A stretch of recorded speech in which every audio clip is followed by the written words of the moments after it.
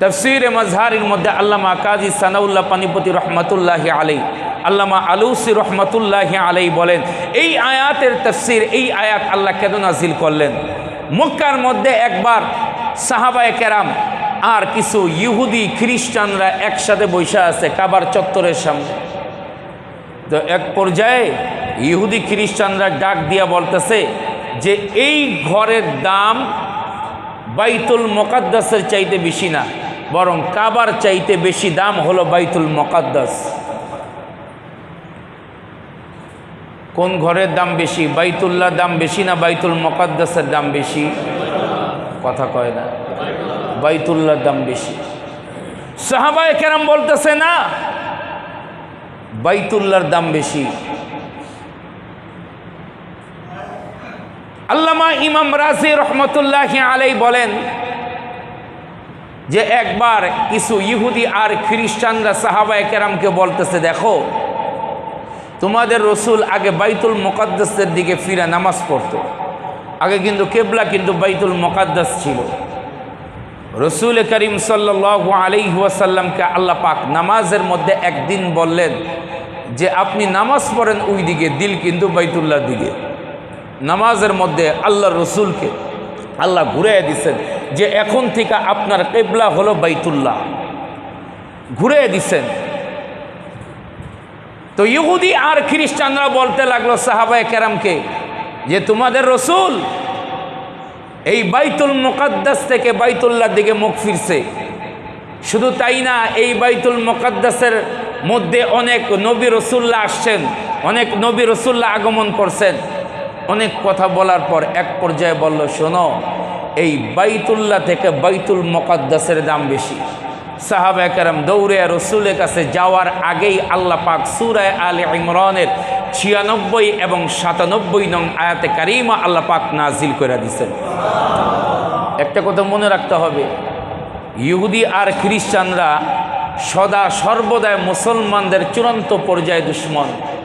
আল্লাহ ডাক দিয়ে বলেন, ওয়ালা তাজিদান্না আশাদ্দান নাসি আদাওয়াতাল লিল্লাযিনা আমানুল ইয়াহুদা ওয়ান নাসারা। ইহুদি আর খ্রিস্টানরা তোমাদের প্রকাশ্য শত্রু, মনে রেখো। দেখেন পৃথিবীর মধ্যে যত মুসলমানদের উপর নির্যাতন কারা করে? ইহুদি আর খ্রিস্টান। ইহুদি আর খ্রিস্টান। ইহুদিরা নির্যাতন করে আর খ্রিস্টানরা এর সাপোর্ট দেয়। গত কিছুদিন আগে পৃথিবীর মধ্যে রাষ্ট্রীয়ভাবে একটা ভোট হয়েছে যে ফিলিস্তিনকে রাষ্ট্রীয়ভাবে বিজয় স্বীকৃতি দেওয়া হোক। আর আপনারা আমরা যে ওই যে আর্জেন্টিনা লইয়া লাফাই না, আর্জেন্টিনা লইয়া ঝগড়া করি, বন্ধু বন্ধুর লগে সম্পর্ক যায়, রাত কাটাইয়া আর্জেন্টিনার খেলা দেখি, আর্জেন্টিনার লিগা আত্মহত্যা করি, আর্জেন্টিনার লগে এই করি সেই করি, বিশাল পতাকা করি। এই আর্জেন্টিনা মুসলমানদের সাপোর্ট দেয় নাই। সর্বপ্রথম আর্জেন্টিনা ফিলিস্তিনের রাষ্ট্রীয়ভাবে ঘোষণার সর্বপ্রথম বিরোধিতা করছে আর্জেন্টিনা। বলেন তো এই আর্জেন্টিনা কোনো মুসলমানের বাচ্চা সাপোর্ট করতে পারে? আলমারউ মা'a মান আশাদ, আলমারউ মা'a মান আহাব। যার সাথে যার মোহাব্বত তার সাথে তার কিয়ামত। মনে রাখেন, আর্জেন্টিনার সাপোর্ট করবেন, কিয়ামতের ময়দানে আর্জেন্টিনার লগে উঠবেন। ব্রাজিলের সাপোর্ট করবেন, ব্রাজিলের লগে কিয়ামতের ময়দানে উঠবেন। নামাজের জন্য খবর পাওয়া যায় না সারা রাতের মধ্যে, সারা রাত খেলার জন্য জায়গা থাকে। মসজিদের মধ্যে 10 মিনিট বেশি হয়ে যায়, রাস্তার মধ্যে দাঁড়াইয়া খেলা কয়েক ঘন্টা দেখে, তখন আর কোনো সমস্যা হয় না। সর্বপ্রথম আর্জেন্টিনা ফিলিস্তিনের স্বাধীন রাষ্ট্রভূমত্ব ঘোষণা করার সর্বপ্রথম বিরোধিতা করছে হলো আর্জেন্টিনা। কোনো মুসলমানের বাচ্চা কখনো এই ইহুদি খ্রিস্টানদের সাপোর্ট করতে পারে না। ওয়ালা তাজিদান্না আশাদ্দান নাসি আদাওয়াতাল লিল্লাযিনা আমানুল ইয়াহুদা ওয়ান নাসারা। আল্লাহ বলে ইহুদি আর খ্রিস্টানরা তোমাদের প্রকাশ্য শত্রু, মনে রেখো। আল্লামা কাসেম নানতুবি রহমতুল্লাহি আলাই, যিনি দেওবন্দ মাদ্রাসার প্রতিষ্ঠাতা ছিলেন, ভারতের দেওবন্দ মাদ্রাসার প্রতিষ্ঠাতা ছিলেন কাসেম নানতুবি রহমতুল্লাহি আলাই। এই কাসেম নানতুবি রহমতুল্লাহি আলাইয়ের কাছে কয়েকজন খ্রিস্টান আইসা ডাক দেয়া কয়, হে কাসেম নানতুবি, আপনারা আপনার রসুলকে খুব দামি মনে করেন, বরং আপনাদের রসুলের চাইতে আমাদের রসুল, আমাদের ঈসা পয়গম্বর বেশি দামি। আপনারা বলেন কে দামি, রসুল দামি না ঈসা পয়গম্বর বেশি দামি? আরে ঈসা পয়গম্বর দামি ঠিক আছে, কিন্তু আমার রসুলের চাইতে বেশি। মুসা পয়গম্বর দামি কিন্তু আমার রসুলের চাইতে বেশি। ইব্রাহিম পয়গম্বর দামি কিন্তু আমার রসুলের চাইতে বেশি। আদম পয়গম্বর দামি কিন্তু আমার রসুলের চাইতে বেশি। নূহ পয়গম্বর দামি কিন্তু আমার রসুলের চাইতে বেশি। ইদ্রিস পয়গম্বর দামি কিন্তু আমার রসুলের চাইতে বেশি দামি। ইউসুফ পয়গম্বর দামি কিন্তু আমার রসুলের চাইতে বেশি। আমার রসুলের চাইতে কোনো দামি হইতে পারে না। তো ইহুদি আর খ্রিস্টানদের মূল ছিল যে রসুলকে কিভাবে বেজ্জতি করা যায়। কাসেম নানুতুবির কাছে এসে ডাক দিয়া বলে, আপনার রসুলের চাইতে আমার রসুলের দাম বেশি। কাসেম নানুতুবি বলে, কোন দিক দিয়া? কোন দিক দিয়া? কয় আমাদের পয়গম্বর ঈসা মৃত্যু মানুষকে জিন্দা করত, না আপনাদের রসুল তো মৃত্যু মানুষকে জিন্দা করতে পারতো না।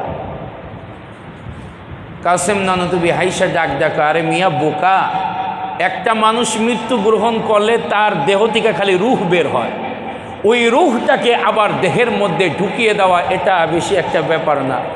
আর আমার রসুল কেমন ছিলেন জানেন? যার অস্তিত্ব নাই সেই অস্তিত্বর ভিতর থেকে রূহকে আল্লাহর পক্ষ থেকে দোয়া করে আইনা তাকে জিন্দা করে দেখাইছেন। সারা আদম থেকে নিয়ে ঈসা রুহুল্লাহ পর্যন্ত যত পয়গম্বরকে আল্লাহ যত মুআজিজা দিছে, সব এর চাইতে বেশি মুআজিজা আল্লাহ আমার রসুলকে দান করে দিছে।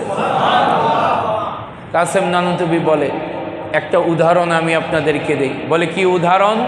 বলে আবু জাহেল একদিন হাতের মধ্যে একটা মূর্তি নিয়ে আসছে, জড় পদার্থ। এটা আইনা বলতেছে, মোহাম্মদ আমার হাতের মধ্যে কি, এটারে যদি কালেমা পড়াইতে পারো অথবা এটা বলতে পারো তাহলে আমি তোমার উপর ঈমান আনবো। রসুল বলতেছেন, দেখো এটা কি সেটা না, এটা যদি কালেমা পড়ে ঈমান আনবা। আবু জাহেল যেইটারে পূজা করত ওই পাথরটা রসুলের উপর কালেমা পড়ছে। শুধু তাই না, রসুল তার আঙ্গুল দিয়া পানির ফোয়ারা বের করছে। একটা ছাগল, ছোট্ট বাচ্চা, এখনো এটা বয়স হয় নাই, তার ওলানের মধ্যে হাত দিছে, ওলানটা দুধে পরিপূর্ণ হয়ে গেছে। গাছরে ডাক দিছে তো গাছ দৌড়ে চলে আসছে। আবার বলছে চলে যাও, আবার তার জায়গা মতো চইলা গেছে। আমার রসুল হাতের ইশারা দিছে, চন্দ্র দুই খণ্ডিত হইয়া দুই দিকে পইলা গেছে। আমার রসুলের চাইতে বেশি মুআজিজাওয়ালা পয়গম্বর আর কি কেউ আছে? জোরে কন। হযরতে কাসেম নানুতুবি রহমাতুল্লাহি আলাইহি ডাক দিয়া বলে, ও ইহুদি খ্রিস্টানেরা শোনো, তোমাদের পয়গম্বর ঈসা আলাইহিস সালাতু ওয়াস সালাম কবর থেকে আল্লাহর হুকুমে মানুষকে জিন্দা করে দেখাইতো। ঈসা পয়গম্বর কোন কবরের সামনে যাইয়া যদি বলতো কুম বিইذনিল্লাহ, সাথে সাথে ওই মানুষ কবর থেকে জিন্দা হয়ে যাইত। কিন্তু আমার পয়গম্বর জনাবে মুহাম্মাদুর রাসূলুল্লাহ সাল্লাল্লাহু আলাইহি ওয়াসাল্লাম তার আবির্ভাব নয়, তার আবির্ভাবের পূর্ব থেকে আল্লাহ পাক দুনিয়ার মধ্যে তার মুআজিজা কায়েম করেছিল। শুধু তাই না, রাসূল করিম সাল্লাল্লাহু আলাইহি ওয়াসাল্লাম তার জন্ম গ্রহণের পূর্বে আল্লাহ রাব্বুল আলামিন এমন কুদরতের বহির প্রকাশ করেছিলেন। আমার নবীর মা আমেনা যখন ঘুমের মধ্যে যাইত, কে যেন ডাক দিয়া বলতো, ও আমেনা শোনো, এমন সন্তানকে তুমি গর্ভে ধারণ করেছো যেই সন্তান পৃথিবীর মধ্যে শ্রেষ্ঠ সন্তান হবে। মা আমেনা বলতো, আমি যখন আমার সন্তানকে গর্ভের মধ্যে নিলাম, আমার সন্তান গর্ভের মধ্যে আসার পর আমার কোনো শরীরের মধ্যে কোনো ব্যথা নাই। এমনি অন্য মহিলা যদি সন্তান গর্ভের মধ্যে থাকে, মাথা ঘুরায়, বমি বমি ভাব হয়, ঘুমাইতে পারে না, খাইতে পারে না। কিন্তু আমার রসুল মার গর্ভের মধ্যে আসার পর মা আমেনা বলে, আমার মনে হয় আগের চাইতে আমার দেহটা আরো 70 গুণ বেশি সুস্থতা লাভ করেছে। আমার কোনো মাথা ব্যথা হইতো না, কোনো মাথা ঘুরাইতো না, আমি দিব্যি সহকারে ঘুরতাম। আমার সন্তান গর্ভের মধ্যে আসার পর আমি দেখলাম আমার ঘরের মধ্যে 4 জন মহিলা যাদেরকে আমি হায়াতে জিন্দেগির মধ্যে কখনো দেখি নাই। আমার রসুল আবির্ভাব হওয়ার পর পারস্যের আগুন নিভা গেছে, এই রকমভাবে বড় বড় খুঁটিগুলো পইরা গেছে। আমার রসুল আবির্ভাব হওয়ার পর সেই কাবার ভিতরে যতগুলি মূর্তি ছিল উপুত হয়ে পড়ে সিজদার মধ্যে পড়ে গেছে। এটা হলো আমার রসুল আসার এবং শুরুর সাথে সাথে মুআজিজা ছিল। আর আমার নবী তো এমন ছিল, যখন ইশারা দিছে চক্ষু দিয়া, তো আসমান থেকে আল্লাহ বৃষ্টি নাজিল করে দিছে। ইহুদি খ্রিস্টানরা ডাক দিয়া কয়, তাই নাকি? বলে হ্যাঁ। এখন হাইরা গেছে, এখন আবার বলতেছে, এই কাসেম নানতুবি, শোনো, তোমার রসুলের মার চাইতে আঙ্গো ঈসা পয়গম্বরের মার দাম বেশি। ওই একটা হাইরা গেছে। কিভাবে? তোমাদের কোরআনে আছে ওয়া উম্মুহু সিদ্দিকা, আমাদের ঈসা পয়গম্বরের মা মরিয়মের ব্যাপারে এটা আসছে। কাসেম নানতুবি ডাক দেখো, শোনো, তোমাদের নবীর মার ব্যাপারে সন্দেহ হইছে, ওই সন্দেহ আমাদের রসুলের উপর কোরআন নাজিল কইরা দিয়ে আল্লাহ পাক পরিষ্কার করছে। আর আমাদের রসুলের মার উপর কোনো সন্দেহ হয় নাই, কোরআনের আয়াত নাজিল করারও দরকার হয় নাই। একেবারে খামোশ হয়ে গেছে।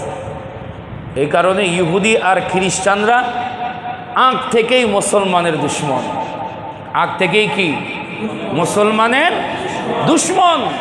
এই কারণে সাহাবায়ে কেরাম রসুলের কাছে যায় ডাক দেয়, বলে ইয়া রসুল আল্লাহ, এই ইহুদি আর খ্রিস্টানরা বলতেছে কাবার চাইতে নাকি বাইতুল মুকাদ্দাসের দাম বেশি। হ্যাঁ, আমাদের কাছে বাইতুল মুকাদ্দাসের দাম নিজের জীবনের চাইতেও বেশি, কিন্তু বাইতুল মুকাদ্দাসের চাইতে দাম কাবার বেশি। বাইতুল মুকাদ্দাসের চাইতে কাবার দাম, কারণ কাবাটা হলো আমার আল্লাহর ঘর, যার নাম হলো বাইতুল্লাহ। মানে কার ঘর? জোরে কয় না, কার ঘর? আল্লাহর ঘর। এক তো আল্লাহর ঘর। আল্লাহ পাক কেন বলছে যে তোমরা বাইতুল্লাহ, তোমরা হজ করো? কেন বলছে? বাইতুল্লাহ হলো আল্লাহর ঘর, যাদের অন্তরের মধ্যে আল্লাহর মোহাব্বত পরিপূর্ণ, একমাত্র তারাই বাইতুল্লাহ পর্যন্ত যাইতে পারবে। হজ করলেই একেবারে পাক্কা। আমরা তো অনেক সময় হজ করি নামের আগে, হাজি লাগানোর লেগে। কিছুদিন আগে পাইলাম এক মসজিদের কমিটি হজ করে আইছে, আওয়ার পর মুয়াজ্জিন সাহেব তারা হাজি বলে নাই, এই কারণে বেচারা চাকরি শেষ। জিজ্ঞাসা করতেছে, ভাই আমার চাকরি খাইলেন কেন? মিয়া এত টাকা দিয়ে হজ করে আইলাম, তুমি আমার হাজি কইলা না, যাও তোমার চাকরি দেয়।